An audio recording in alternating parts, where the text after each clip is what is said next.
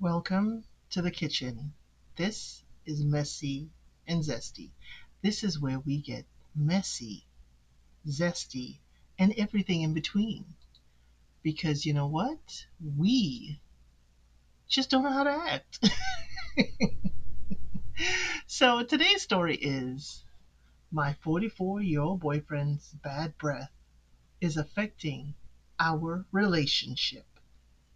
She is a 39-year-old woman. So it says my 44-year-old boyfriend and I, 39-year-old female, have been together for 2 years. Let's call him Big G. Okay, with the big G. He's tall, handsome, and smells great. Overall, a very attractive man.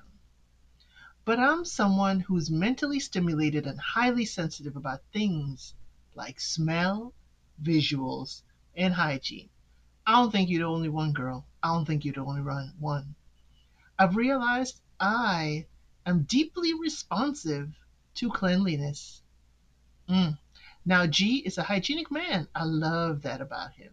He brushes his teeth twice a day, he uses floss sticks.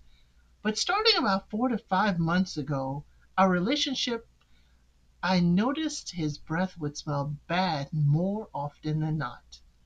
This isn't about bad oral hygiene. He seems to care about his teeth, but his breath can still stink.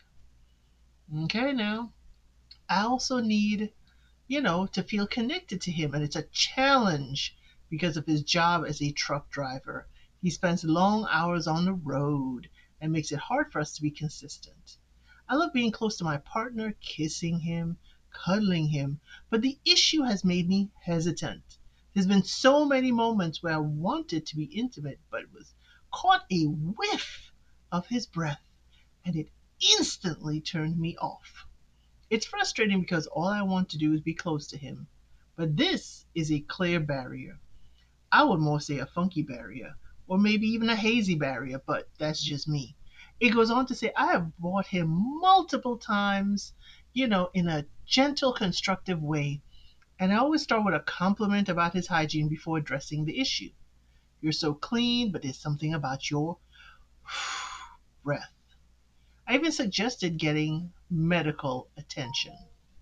At first, he was defensive, but over time, he tried to make changes.